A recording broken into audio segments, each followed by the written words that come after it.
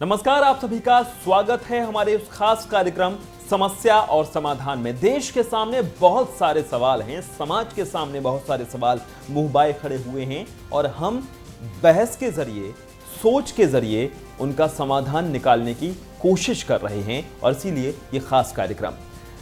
जब हम समस्याओं की बात करते हैं, भ्रष्टाचार का नाम सामने आता है, महंगाई का नाम सामने आता है, आतंकवाद का नाम सामने आता है, लेकिन सबके मूल में जाएं तो लगता है कि लोगों का चरित्र गिर रहा है, लोग ईमानदार नहीं रह गए हैं, काम के प्रति सजग नहीं रह गए हैं और इसीलिए लगातार ये सारी तकलीफें आ रही हैं, मुसीबतें आ रही हैं। बनने बनाने का दौर है, लेकिन चरित्र बनाना हम भूल गए हैं। नेता एक ऐसा शब्द है जो बहुत मान दिया जाता था, उसे नेता कहा जाता था, नेताजी सुभाष चंद्र बोस को कहा जाता था, लेकिन अब ये शब्द गाली लगने लगा है। सब कुछ चरित्र पतन की वजह से है। तब सवाल उठता है कि इस व्यवस्था को सुधार लिया जाए या पहले चरित्र को सुधारा जाए। दोनों काम एक साथ हो सकते हैं या बारी बारी किए जाएं? क्या जरूरत है भी चरित्र सुधारने की? सवाल तमाम हैं और इसीलिए आज हम बहस करेंगे, पहले चरित्र निर्माण या व्यवस्था परिवर्तन। शुरुआत करें उससे पहले एक खास रिपोर्ट।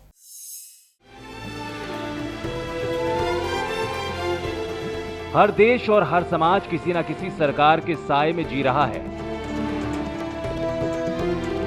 ये साया संसदीय लोकतंत्र या एक पार्टी का तंत्र या तानाशाही कुछ भी हो सकता है। हम सबसे पहले ये पड़ताल करने की कोशिश करेंगे कि एक ऐसा जमाना भी रहा है जब चरित्र ही व्यवस्था का आधार था। मसलन भीष्म ने युधिष्ठिर के राज्याभिषेक के दौरान कहा कि पुत्र, जहां समाज में राज्य का सबसे कम दखल हो, वो राज्य और वो राजा सबसे श्रेष्ठ है। इससे आगे बढ़ते हुए उन्होंने कहा कि बेटा, हमने एक ऐसे राज्य के बारे में भी सुना है जहां न राज्यो न च राजा आसीत् न दंडो न च दंडिकः धर्मेणैव प्रजा सर्वा रक्षन्ति स्मः परस्परम्। यानी एक ऐसा वक्त जब न राज्य था न राजा था, समाज के सभी लोग अपने अपने कर्तव्यों का पालन करते हुए एक दूसरे के हितों की रक्षा कर रहे थे। इसके बाद राज्य ने समाज के अधिकारों के साथ कोई छेड़खानी नहीं की। शिक्षा, स्वास्थ्य, रोजगार, ये सब समाज के पास ही रहे। राज्य ने सिर्फ दो काम अपने पास रखे, न्याय और सुरक्षा। राजा ने लोगों पर टैक्स नहीं लादा। राजा तब ज्यादा ताकतवर होना शुरू हुए जब उन्होंने समाज के अधिकारों में दखल देना शुरू किया। उन्होंने टैक्स में बढ़ोतरी की। लोक कल्याणकारी राज्य के नाम पर समय के साथ लोगों से जमीन का अधिकार छीन लिया। राजा जिसे चाहे भूमि दे सकता था, वो भूपति था। यहाँ अच्छे और बुरे में फर्क लगातार किया गया। समाज ने अच्छे राजाओं को कबूल किया और जो अच्छे नहीं थे उन्हें ठिकाने भी लगा दिया। जैसे चाणक्य ने छात्रों के साथ मिलकर मगध राज को टैक्स से राजाओं ने सेना, महल, किले, गुप्तचर, न्याय प्राधिकरण बनवाए। लेकिन वो राजा सबसे अच्छे माने गए जिन्होंने सबसे कम टैक्स लिया। मसलन कहा जाता है कि भरत ने अवध राज्य के किसानों से अनाज के सिर्फ उतने दाने ही टैक्स के तौर पर वसूले जो उल्टे मटके पर टिक सकते थे, यानी 25 से 50 दाने। कालांतर में टैक्स को लेकर नीति श्रेष्ठ मगध के प्रधानमंत्री आचार्य चाणक्य ने जो सिद्धांत प्रस्तुत किया वो इस तरह था। एक राजा को आवाम से उतना ही टैक्स वसूलना चाहिए जितना एक मधुमक्खी फूल से शहद वसूल करती है।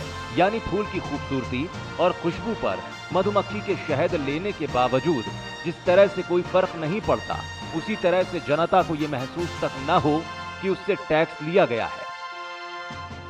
दुनिया भर में समाज राज्यों, कबीलों और साम्राज्यों की अधीनता में जीते जीते हनुमान की तरह अपनी ताकत को भुला बैठे। हालांकि भारत के कुछ हिस्सों में गणराज्यों के रूप में लोकतंत्र का आकार साकार होता रहा। मध्य युग से लेकर औपनिवेशिक दौर के खात्मे तक दुनिया भर के समाज ने लंबे हजारों साल के संघर्ष और संकट का सामना किया। लेकिन दूसरे विश्व युद्ध की समाप्ति ने दुनिया को लोकतंत्र की हवाओं में सांस लेने का मौका पहली बार दिया।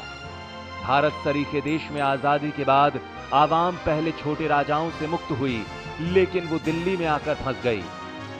जितनी ताकत छोटे राजाओं में नहीं थी, उससे कई गुना ताकत संसद को मिल गई। जितनी रियासतें कमोबेश देश भर में फैली थीं, तकरीबन उतने ही लोगों ने संसद पर कब्जा कर लिया। संसद में देश को संभालने के लिए जो पहली पीढ़ी आई, उनमें से किसी की नीयत बुरी नहीं थी। उनमें से सब ने संघर्ष किया। वो देश का विकास करना चाहते थे। उन्होंने प्रयास भी किए, लेकिन सत्ता की शक्ति ने जल्द ही संसद को भ्रष्टाचार की रफ्तीली राहों की ओर फिसलने पर मजबूर कर दिया। दरअसल हमारे बीच कोई अंतर संबंध नहीं है। वो कैसा और कितना है भी या नहीं। एक अमेरिकी, पाकिस्तानी और भारतीय के बीच इतना गहरा संबंध है कि अगर उसे जान लिया जाए, पहचान लिया जाए, तो हम सारे समाधान ढूंढ निकालेंगे और पलक झपकते ही उन अधिकारों के वारिस हो जाएंगे जो हमारे ही हैं। लेकिन सवाल उठता है कि चरित्र के अभाव में ये व्यवस्था कितने दिन तक टिक पाएगी। चरित्र निर्माण के लिए लंबे समय लगेगा, परंतु इसको प्रचार करना चाहिए। व्यवस्था परिवर्तन तो बिल्कुल आवश्यक नहीं है। जो आज की व्यवस्था है वो पर्याप्त है। यहाँ इधर उधर संशोधन कर सकते हैं, पर यह व्यवस्था परिवर्तन या समाजवादियों का पागलपन है। हर बात पर व्यवस्था परिवर्तन। कौन सी लोकतंत्र व्यवस्था है, उसको नहीं बदलना है। बाजारी प्रणाली है, उसको नहीं बदलना है। बट इसमें चीटिंग नहीं होनी चाहिए, इसमें स्पर्धा न्यायपूर्ण होनी चाहिए। इसके लिए हमें प्रयास करनी चाहिए। तो देखा आपने, पहले नेता शब्द कितना मान पाता था, आज के नेता क्या कर रहे हैं, कैसे उन्हें मान सम्मान मिले, चरित्र पतन किस हद तक हुआ है, न सिर्फ नेता नगरी में बल्कि आम आदमी में भी। याद रखिए, नेता भी एक आम आदमी ही होता है। तब बहस की शुरुआत होती है और पैनल में आज हमारे साथ खास मेहमान हैं श्री रविंद्र सिंह हैं, जाने माने राष्ट्रीय राजधानी क्षेत्र के सामाजिक कार्यकर्ता हैं। शिक्षा के क्षेत्र में इनका अद्भुत योगदान है, पिछड़ों की उन्नति के क्षेत्र में बहुत काम करते हैं। रविंद्र सिंह जी, आपका बहुत स्वागत है। नमस्कार। और हमारे साथ डॉक्टर हेमेंद्र राजपूत जी हैं, जाने माने इतिहासकार हैं, महाभारत कालीन भारत पर शोध है इनका। इसके अलावा पूर्वी दिल्ली शोध प्रमुख हैं, पचनद शोध संस्थान के, गाजियाबाद के अध्यक्ष हैं, पचनद शोध संस्थान के संपादक रहे हैं, वरिष्ठ पत्रकार रहे हैं। आपका भी मैं स्वागत करता हूं हेमेंद्र राजपूत जी। सवाल बड़ा है, व्यवस्था परिवर्तन पहले होना चाहिए या पहले होना चाहिए चरित्र निर्माण? हेमेंद्र जी। जैसे ही देश आज़ाद हुआ, चरित्र निर्माण पर ध्यान देना चाहिए था जी। चरित्र निर्माण यदि हुआ होता तो चरित्र निर्माण में कई बातें आती हैं, जैसे ईमानदार होना, हाँ, व्यक्ति का राष्ट्र के प्रति कर्तव्य बोध का जागृत होना, समाज के प्रति एक बोध भावना होना कि समाज के प्रति मेरा कुछ कर्तव्य है, देश के प्रति कर्तव्य है। जैसा कि अपने परिवार के प्रति व्यक्ति कर्तव्य का पालन करता है, वैसा इनके प्रति भी कर्तव्य का पालन करे, ऐसा एक चरित्र बनना चाहिए था। वह प्रारंभ से ही होता, देश की स्वतंत्रता के बाद से ही। लेकिन ऐसा हुआ नहीं। जो भी व्यवस्था अपनाई, वो सारी व्यवस्था हमने बाहर से ली। संविधान बनाया तो वो हमने 5 देशों का नकल करके बनाया। उसमें अमेरिका का संविधान, फ्रांस का संविधान, ब्रिटेन का संविधान और रूस का संविधान, स्विट्जरलैंड का संविधान, इस प्रकार के संविधानों की कुछ कुछ बातें लेकर के हमने संविधान बनाया। इसी प्रकार से जो एक व्यवस्था बनानी चाहिए थी देश की, तो सबसे पहले शिक्षा पर ध्यान देना चाहिए था। तो हमारी शिक्षा पद्धति कैसी हो। हमने शिक्षा पद्धति को जो लॉर्ड मैकाले ने स्वतंत्रता से पहले हमारे यहाँ स्थापित कर दी, उसी पद्धति को हम अपनाते चले गए जी। और उसका ही जो कारण हुआ है कि उस शिक्षा पद्धति में हमको जो व्यक्तिगत चरित्र निर्माण हमारा होना चाहिए था, हाँ, वो नहीं जो राष्ट्रीय चरित्र निर्माण हमारा होना चाहिए था, हाँ, वो नहीं हो पाया। हम केवल अंग्रेजों की जैसे नौकरशाही होते थे अंग्रेजों के समय में, उस तरह के उद्देश्य भी बनते चले गए। हेमेंद्र जी, थोड़ा सा रोक के मैं रविंद्र सिंह जी के पास जाना चाहूंगा। रविंद्र जी, क्या आपको लगता है नारे दिए जा रहे हैं, हो रहा भारत निर्माण, विज्ञापन दिखाए जा रहे हैं, लोगों को चमक दमक दिखाई जा रही है, विकास के नारे लगाए जा रहे हैं, आंकड़ेबाजी हो रही है, राष्ट्र निर्माण बिना चरित्र निर्माण के, बिना मानव निर्माण के क्या संभव है? क्या वास्तव में राष्ट्र निर्माण हो रहा है? लोगों से राष्ट्र बनता है, लोगों का चरित्र तो गिरता जा रहा है। बिल्कुल सही बात है आपकी। इसका जीता जागता उदाहरण 26/11 है। वो चरित्र की वजह से इतनी बड़ी घटना हुई जो विश्व में हमें पूरे विश्व में जो शर्मसार कर दिया। और ये चरित्र निर्माण जो है ना, किसी भी राष्ट्र को आगे बढ़ने के लिए बहुत ज़रूरी है, तभी हम तरक्की भी कर पाएंगे। चरित्र निर्माण है तो तरक्की जरूर करेंगे। और चरित्र निर्माण कहाँ से हो सकता है? सबसे पहले चरित्र निर्माण की स्टार्टिंग जो होती है वो स्वयं से होती है, अपने परिवार में बैठ के उसके बाद में अपने परिवार का चरित्र निर्माण करेंगे तो आगे उसके बाद में फिर अपने आप होगा। हो क्या रहा है आज की डेट में, जितने भी घर हैं वो सब अकेले एकांत में, जितने घर हमारे बन रहे हैं वो सब ऐसे हैं एक चार दीवारी के अंदर बन के केवल अपने आप तक सीमित है। पड़ोसी का पड़ोसी को नहीं पता है। जब हम पड़ोसी के बारे में पता नहीं तो उसके बाद में हमें किसी का डर भय नहीं है। डर भय इसलिए नहीं है, अगर हम कोई गलत काम करते हैं समाज का डर होगा तो उसके उस गलत काम कर 10 बार हम सोचेंगे, उसके बाद में फिर उसके पैर हमारे अपना आप रुक जाएंगे। तो चरित्र जो निर्माण ना होने का एक कारण सबसे बड़ा जो है, हम अपने आप में सीमित होकर रह गए और अपने आप को बहुत ऊपर बना के दिखाना चाह रहे हैं। वो एक इसका एक कारण है। ठीक है, डॉक्टर हेमंत राजपूत जी, आपने शोध किया है पुराने भारत पर, किस तरह की व्यवस्था थी इस पर।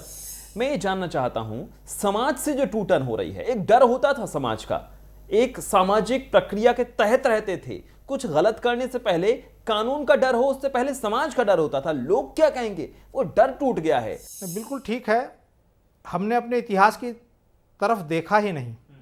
हमने जो देखा वो ब्रिटेन की तरफ देखा, फ्रांस की तरफ देखा, विदेशों की तरफ देखा।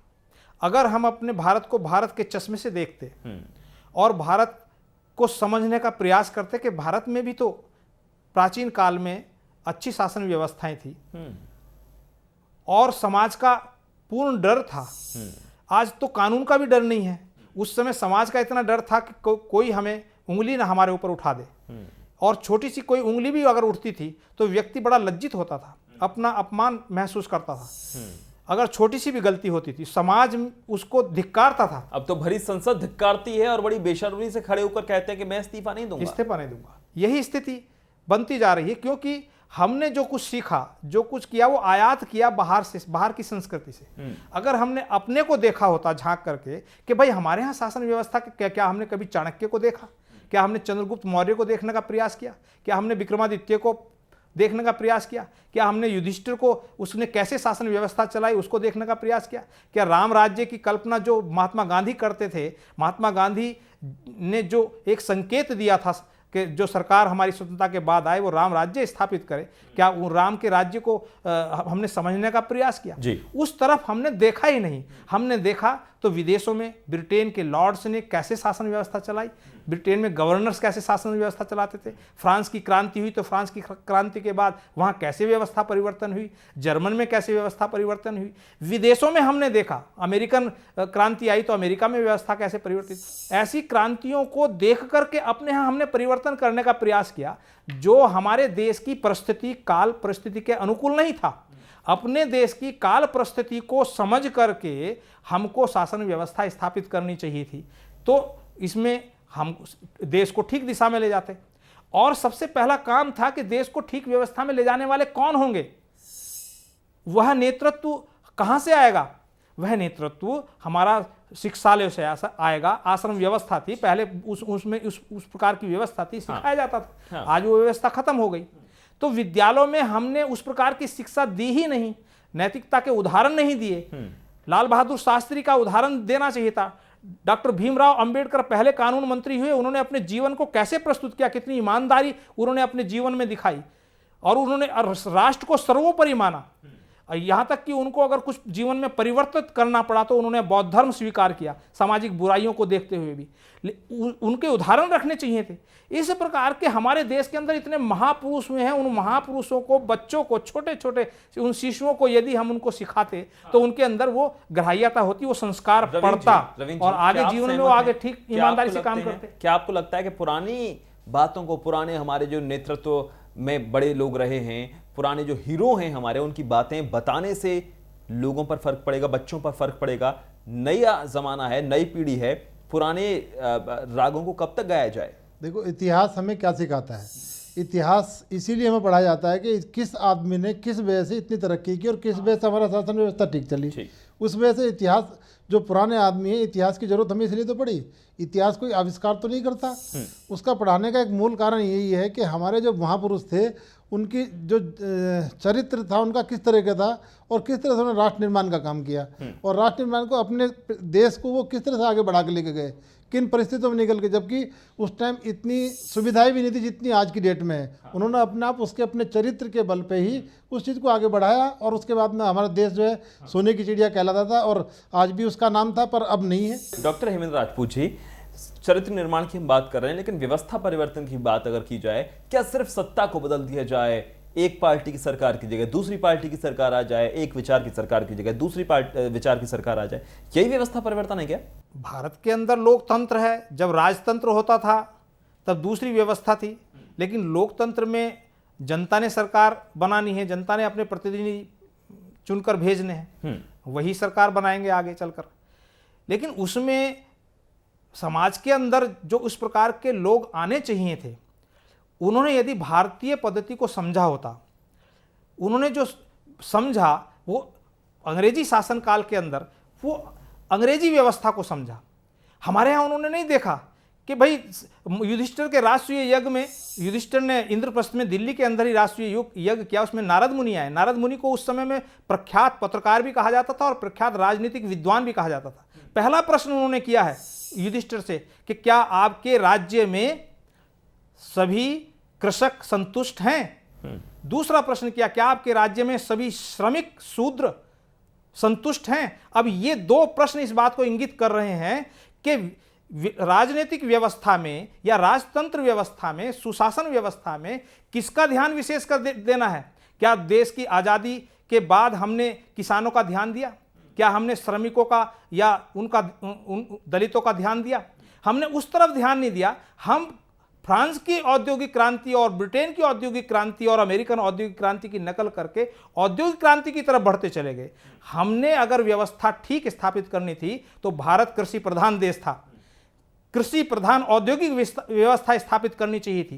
कृषि प्रधान औद्योगिक व्यवस्था यदि यहाँ पर स्थापित होती तो आज गांव से शहरों की ओर पलायन ना होता और गांव के अंदर ही कृषि आधारित उद्योग स्थापित होते, वहीं पर उनको रोजगार मिलता, इतनी बेरोजगारी नहीं बढ़ती। तो उस प्रकार की व्यवस्था की नकल बाहर से ना करके नकल करनी थी तो अपने भारतीय ग्रंथों, अपने प्राचीन जो शासन करता थे, सुशासन करता थे, उनकी नकल करनी चाहिए थी, उनको स्थापित करना चाहिए था।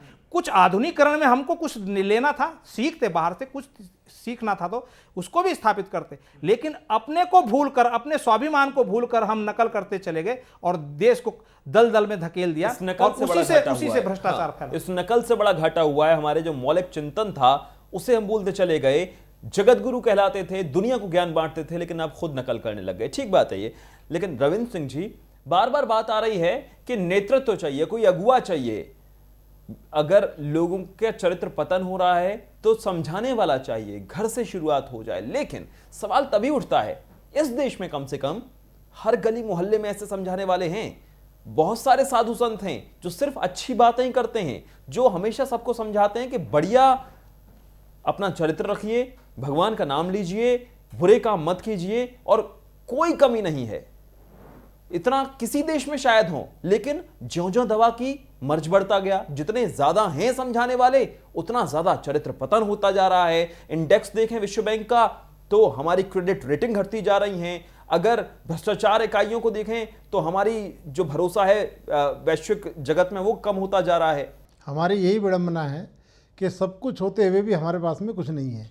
जगत गुरु कहलाना अपने आप में ठीक है, कहलाते हैं, हम खुश होते हैं, पर अब नहीं है ना। पहले कभी होते थे, वो इतिहास की बात है, वो हमने नहीं देखी, इतिहास में पढ़ा है।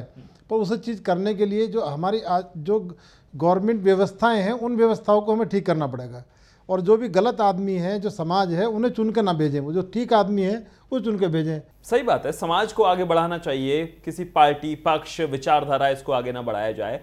लेकिन हेमेंद्र जी, व्यवस्था की आप बात कर रहे थे, बिना चरित्र निर्माण की व्यवस्था भी कैसे बदलेगी? व्यवस्था आप कैसी भी कर लीजिए, फिर भ्रष्टाचार की भेंट चढ़ जाएगी, क्योंकि व्यवस्था को चलाने वाले लोग तो वैसे ही हैं, वही हैं। मौलिक काम तो चरित्र निर्माण ही है। किसी भी देश में जब तक चरित्र निर्माण नहीं होगा तो वो व्यवस्था ठीक हो ही नहीं सकती। अब हम विदेशों का भी अगर उदाहरण लें तो जापान को देखें। जापान के अंदर छोटेपन से ही, बचपन से ही बच्चे के अंदर वो संस्कार डाले जाते हैं कि देश के हित में करूँगा काम। इजराइल के अंदर आप देखें तो इजराइल में शिक्षा के साथ साथ जहाँ वो सैन्य शिक्षा देते हैं, वहाँ नैतिक शिक्षा और उसका प्रैक्टिकल करके दिखाते हैं। एक ही उदाहरण, हमारे यहाँ से प्रतिनिधिमंडल गया इजराइल की यात्रा करने, राजीव गांधी उस समय प्रधानमंत्री थे, और उन्होंने क्या देखा कि वहाँ के छोटे छोटे विद्यार्थी गांव के अंदर सड़क निर्माण का काम कर रहे हैं। उनसे प्रश्न पूछा गया कि भाई आप सड़क निर्माण का काम विद्यार्थियों से क्यों करा रहे हैं? उनको कहा कि हम इनको प्रैक्टिकल दे रहे हैं, प्रैक्टिकल नैतिक शिक्षा दे रहे हैं कि अपने देश के लिए यदि हमें ये काम करने पड़े तो हम करेंगे। उन्होंने बच्चे 2 घंटे के लिए काम करते हैं, सड़क निर्माण करते हैं, गांव के लोग उनकी व्यवस्था करते हैं, खाने पीने की, बच्चे घर चले जाते हैं, अपने शेष पढ़ाई का काम करते हैं। सैनिक शिक्षा वो देते हैं तो सैनिक शिक्षा में भी 2 घंटे 3 घंटे की ड्यूटी वो सीमा पर जाकर देते हैं। जो किशोर विद्यार्थी हैं, जो तरुण विद्यार्थी हैं, सैनिक को विश्राम देते हैं। तो ये व्यापक दृष्टिकोण शिक्षा के अंदर आना चाहिए। ये व्यवस्था सरकार के द्वारा से स्थापित होनी चाहिए कि हम शिक्षा में क्या दें, बच्चों को कैसा संस्कार दें।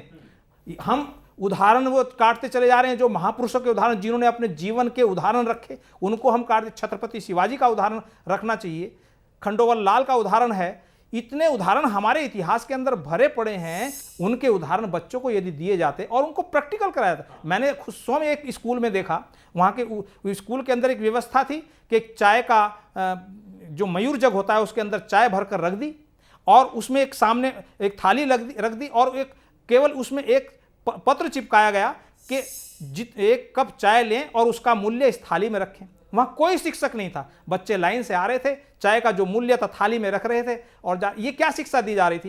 प्रैक्टिकल सिखाया जा रहा था कि ईमानदारी, कि हम इसमें से स्वयं होकर के, ईमानदार होकर के चाय लें। तो बच्चे के अंदर संस्कार पड़ रहा है उस बात का। हाँ। तो इस प्रकार की प्रैक्टिकल शिक्षा, नैतिक शिक्षा, ईमानदारी की शिक्षा यदि बचपन से दी जाती होती, उसने तो इस प्रकार की सिर्फ किताबें नहीं पढ़ाई जानी चाहिए, व्यवहार में बताना चाहिए। बिल्कुल सही बात है। रविंद्र जी, जब भारत पाकिस्तान का मैच होता है क्रिकेट में, किसी और देश से मैच होता है, सब चीयर करते हैं, खूब शोर मचाते हैं, खूब तालियां मचाते हैं, तब लगता है कि सबके अंदर राष्ट्र प्रेम कितना कूट कूट कर भरा हुआ है। लेकिन वही बात जब व्यवहार में आती है तो देश हित से समझौता करने में कतई देर नहीं लगाते, भ्रष्टाचार कूट कूट कर भरा होता है। बीसीसीआई जो क्रिकेट बोर्ड है हमारा, सबसे अमीर क्रिकेट बोर्ड है, वो इस तरह से प्रेजेंट कर रहा है। उसके बाद में सब बच्चे उसे देख के बड़े हो रहे हैं, और उनके वो जो है हीरो हैं, उसे देखने के बाद में उसे राष्ट्रीयता की बात आती है, चरित्र निर्माण की बात आती है, वो हमें सिखाई नहीं गई। उसके बारे में जब कोई सिखाएगा तभी तो हमें उसके बारे में पता चलेगा। मैं उसको तात्कालिक राष्ट्रीय प्रेम की मनोरंजनात्मक भावना का प्रकटीकरण है वो, कि पाकिस्तान के साथ खेल हुआ और उसमें विजय हुई या विजय हो रही है तो उसमें खूब तालियां बजती हैं, ये तात्कालिक है। लेकिन स्थायी चरित्र जो आएगा देश प्रेम का, वो महत्वपूर्ण होता है। यदि वो होगा तो देश को विकास की तरफ ले जाएगा। अब देखिए कितने आईएएस बनते हैं और कितने आईएएस चरित्रवान होते हैं। प्रधानमंत्री श्रीमती इंदिरा गांधी के समय में उनके विदेश सचिव के जो घोटाला हुआ था, कुछ अपने विदेशों को, अमेरिका को उन्होंने कुछ गोपनीय पत्र भेज दिए थे, तो वो उस समय में कितना सुर्खियों में आता। कुमार नारायण शायद नाम है उनका, मुझे ध्यान में आता है। तो उसमें इतना ध्यान में आया कि भाई कितना पढ़ा लिखा व्यक्ति के जो एक विदेश सचिव के पद पर पहुंच गया और अपने गोपनीय दस्तावेज को अमेरिका को भेज दिया। तो इसको क्या कहेंगे? पढ़ा लिखा तो बहुत है लेकिन उसके अंदर चरित्र नहीं है। माने बचपन से उसके अंदर चरित्र शिक्षा उसने प्राप्त की ही नहीं, तो वो क्या समझेगा कि मैं देश के लिए इतना खतरनाक खेल खेल रहा हूं। यदि ये शिक्षा दी गई होती कि देश के हित में करेंगे काम, भला हो जिसमें देश का वो काम सब किए चलो, इस प्रकार की यदि भावना होती उसके अंदर, तो वो निसंदेह इस चीज को ठुकरा देता कि मैं देश को नहीं बेचूंगा। एक प्रसंग आता है कि स्वामी विवेकानंद जापान गए थे, ट्रेन की यात्रा कर रहे थे, भूख बड़ी जोर से उन्हें लगी हुई थी। उन्होंने काफी इधर उधर देखा, उनके खाने लायक कुछ दिखा नहीं। उन्होंने कहा कि कैसा देश है जिसमें फल भी नहीं मिलते। एक पड़ोस में जो यात्रा कर रहा था उसने सुन लिया, वो अगले स्टेशन पर गया, उतर कर खूब सारे फल लेकर आया। जब स्वामी विवेकानंद ने कहा कि इसका मूल्य क्या है, तो हाथ जोड़कर कहा कि बस मेरे देश के बारे में ऐसा मत कहिएगा कि इस देश में फल नहीं मिलते। ये है भारत में ये राष्ट्रीयता की भावना नहीं दिखाई देती। अगर आपने जापान का नाम लिया, जापान में कोई भी हाई स्कूल तक कोई भी किसी भी क्लास में कोई एग्जाम नहीं होता, उन्हें केवल पढ़ाया जाता है कि अपने देश के बारे में, कि हमारा देश कैसे ऊपर तरक्की कर सकता है, कैसे बढ़ सकता है और अपने देश को कैसे प्रेजेंट करना आगे। और जब बच्चा शुरू से प्रतिस्पर्धा में लग जाएगा, प्राइमरी स्कूल से ही लग जाएगा उसमें, और उसके बाद में उसके रहेगा कि मुझे नंबर 1 बनना है, उसे और कुछ नहीं देखना, अपने आप को प्रेजेंट करना है। इसलिए हमारा देश का कोई आदमी ऐसा उदाहरण नहीं दे पाता जो आपने बताया कि जापान का आदमी नीचे उतरा, उसने कहा कि मेरे देश के बारे में ऐसी मत बात बोलो। हिजबुल जैसे संगठनों के अगर स्लीपर सेल यहाँ आए तो हेमेंद्र जी, कहाँ चरित्र रह गया? यहाँ के लोगों की मदद के बिना थोड़ी हो सकता है कुछ। इतने बड़े बड़े धमाके हो जाते हैं, 26/11 जैसी वारदात हो, यहाँ के लोग अगर राष्ट्रीयता हो, चरित्र हो, तो कैसे संभव है कि ये सब हो जाए? बिल्कुल, लोगों में, आम समाज में जब शिक्षा का इतना पतन हो गया तो आम समाज में वह धारणा है ही नहीं कि हम देश के लिए कुछ करें, देश के लिए जिएं। भावना व्यक्तिगत आ गई है कि काम वो करेंगे जिससे मेरा और मेरे परिवार का भला हो। तो इस तरह की जब सोच पैदा होगी समाज के अंदर, तो वो समाज का व्यक्तिगत चरित्र उसका निर्माण नहीं हो रहा, तो राष्ट्रीय चरित्र कहाँ से आएगा? तो राष्ट्रीय चरित्र के बारे में जब व्यक्ति नहीं सोचेगा तो इस प्रकार के कृत्य वो करेगा। और इसका जो मेन कारण है, जो आपने थोड़ी देर पहले बोला था कि हम कृषि प्रधान देश होते हुए भी उसके बाद में हम कृषि के बारे में कोई उद्योग नहीं लगाते हैं, इसका मेन कारण ही वो है कि हम कृषि प्रधान देश वाले आदमी हैं, कृषि की तरफ हम नहीं देख रहे। पहले गाँव में चौपाल होती थी, सारे आदमी उस चौपाल में शाम को बैठते थे और सब अपने दुख सुख की बात करते थे, एक दूसरे से बात करते थे। अब वो चीज़ सारी खत्म हो गई क्योंकि हर आदमी गांव से शहर की तरफ भाग रहा है। हर व्यक्ति एक इकाई बन गया है, समाज का, घर परिवार तक का हिस्सा नहीं बचा है, सब अकेले अकेले चल रहे हैं। आज गांव में भी इस तरह घर बनने लगे हैं, गांव में भी जो है ना चौपाल खत्म हो गई है, सारे के सारे जितने हैं वो अपने आप में सीमित है। दरवाजा बंद करने के बाद ना आपस में बैठकर बात करते, वो भी पड़ोसी से पड़ोसी बात नहीं करता। यही कारण है कि हमारा चरित्र जो है ना दिन प्रतिदिन गिरता जा रहा है। क्या सिर्फ राष्ट्रभक्ति चरित्र निर्माण है हेमेंद्र राजपूत जी? बाकी भी बहुत सारी चीजें हैं। हम कभी अपना काम ढंग से नहीं करते हैं, भ्रष्टाचार से ओतप्रोत रहते हैं, ईमानदारी से अपने रिश्तों को नहीं निभाते हैं, हर स्तर पर भ्रष्टाचार है, प्रेम में भ्रष्टाचार है, व्यवस्था में भ्रष्टाचार है, काम करने को लेकर भ्रष्टाचार है, बाप बेटे के बीच कम्युनिकेशन में भ्रष्टाचार है, हर चीज में तो भ्रष्टाचार है। नहीं, बिल्कुल ठीक कह रहे हैं आप। व्यक्तिगत चरित्र निर्माण होना और राष्ट्रीय चरित्र निर्माण होना एक ही सिक्के के दो पहलू हैं। व्यक्तिगत चरित्र निर्माण होना बहुत आवश्यक है वो अपनी जगह पर, क्योंकि उसी से पारिवारिक व्यवस्था ठीक होती है। अपने कर्तव्य का पालन नहीं करेगा, ड्यूटी का पालन करना ये भी चरित्र में आता है, ईमानदारी रखना ये भी चरित्र में आता है, अपने पड़ोसी की सहायता करना ये भी चरित्र में आता है, अपने समाज के बारे में चिंतन करना, समाज के हित में काम करना, कहीं मुझसे समाज का अहित ना हो जाए, इस प्रकार का सोच जब तक नहीं आएगी तब तक हम नहीं कह सकते ठीक प्रकार से कि हाँ ये देश की तरक्की में सहायक सिद्ध होगा और चरित्र निर्माण हुआ है। हाँ, रविंद्र सिंह जी, आपसे मेरा एक सवाल है, आखिरी ये सवाल है, पहले चरित्र निर्माण किया जाए, व्यवस्था बनाई जाए, क्या किया जाए पहले या दोनों एक साथ? समाज में चरित्र निर्माण अगर ठीक कर देंगे, व्यवस्था अपने आप ठीक हो जाएगी। अगर हमारा चरित्र ठीक है तो व्यवस्था के बारे में तभी सोच सकते हैं हम कि कैसी व्यवस्था होनी चाहिए। चरित्र हमारा ठीक नहीं तो व्यवस्था के बारे में हम क्या ठीक बनाएंगे? तो सबसे पहले चरित्र निर्माण जरूरी है और वो घर से शुरुआत होगी, घर से हमें शुरुआत करनी चाहिए। उसके बाद में स्कूल की जो शिक्षा पद्धति वो इस तरह की होनी चाहिए जो सारे के सारे मिल बैठ के एक सामूहिक प्रोजेक्ट बनाए, ना कि एक इंडिविजुअल अपना बनाए। हाँ, ये एक बढ़िया समाधान हो सकता है। डॉक्टर हेमेंद्र राजपूत जी, व्यवस्था कई दफा आदमी के पूरे चरित्र को, व्यक्तित्व को बदल देती है, तो पहले इस व्यवस्था को क्यों ना बदल लिया जाए? व्यवस्था माने राज्य की व्यवस्था है। जैसे शिक्षा देने का मौलिक अधिकार राज्य के द्वारा होता है, व्यवस्था के द्वारा होता है कि प्रत्येक नागरिक को, प्रत्येक बालक को शिक्षा प्राप्त हो। और जब शिक्षा प्रत्येक को प्राप्त होगी तो उस शिक्षा के माध्यम से, ये मौलिक तथ्य है कि बिना शिक्षा के माध्यम से चरित्र निर्माण नहीं किया जा सकता। सिर्फ एक लाइन में पहले क्या होना चाहिए? चरित्र निर्माण, व्यवस्था परिवर्तन या दोनों चीज एक साथ? सबसे पहले चरित्र निर्माण, शिक्षा के माध्यम से आमूलचूल परिवर्तन करते हुए शिक्षा के माध्यम से चरित्र निर्माण होगा। चरित्रवान लोग यदि व्यवस्था में जाएंगे तो वो ठीक व्यवस्था को स्थापित करेंगे और देश को बहुत आगे तक ले जाएंगे। बहुत शुक्रिया हमारे खास मेहमानों के लिए, इस बहस में हिस्सा लेने के लिए और समाधान की तलाश करने के लिए। कहावत कही जाती है कि मीठा बोलो, सच बोलो, ऐसा सच मत बोलो जिससे किसी का अहित होता हो। और आज व्यक्ति का चरित्र पतन इतना हो गया है कि नकली दवाइयां तक बनाने से परहेज नहीं कर रहा। कुछ कागज के नोटों के बदले किसी की जान लेने से भी उसे कोई गुरेज नहीं है। इस स्तर तक अगर व्यक्ति का चरित्र गिर गया है तो अब वो वक्त आ गया है जब चरित्र निर्माण की ओर तुरंत सोचना पड़ेगा और पहले इसी काम को निपटाना होगा। समस्या और समाधान में आज इतना ही। नमस्कार।